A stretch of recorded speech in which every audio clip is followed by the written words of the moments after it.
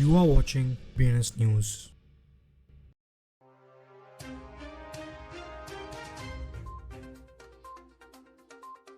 Today's headline: South Korea proposes ban on credit cards crypto purchases.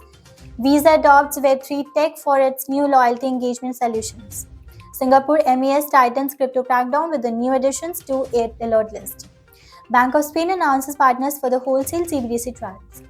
Iranian crypto exchange Bit24.cash reportedly exposes sensitive data of nearly 230,000 users. US CFTC releases report on DeFi citing regulatory concerns. Crypto veteran accuses DCG of misleading Genesis credits.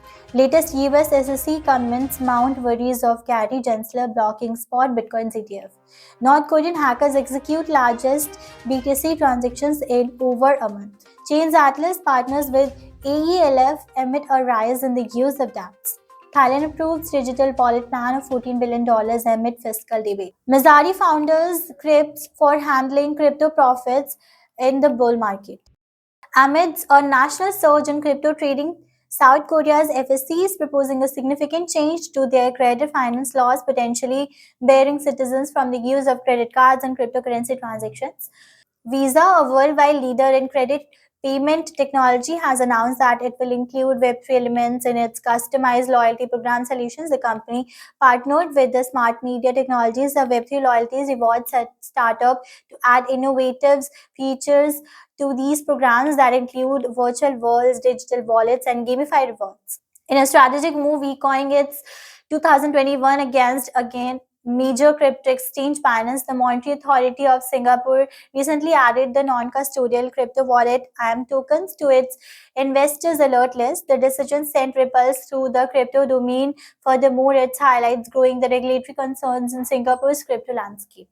The Bank of Spain has announced the Dhara, a treasury and transaction payments platforms and consortiums formed by Keka Bank and Abanca. Two private banks will be its partners in the development of several upcoming wholesale central bank digital currency trials, which will be complete outside of the ongoing digital euro process.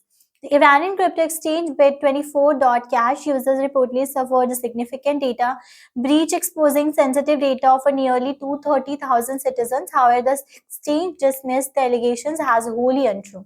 The Commodity Futures Trading Commission's Digital Assets and Blockchain Technologies Subcommittee has unveiled a detailed report titled Decentralized Finance. The report, released with the sponsorship of CFTC Commissioner Christy Goldsmith Romero, aims to shed light on the emerging issues surrounding digital assets, particularly within the decentralized finance space. Digital Currency Group, led by the Barry Silbert, recently announced the full repayment of the loan its defunct subsidiary Genesis.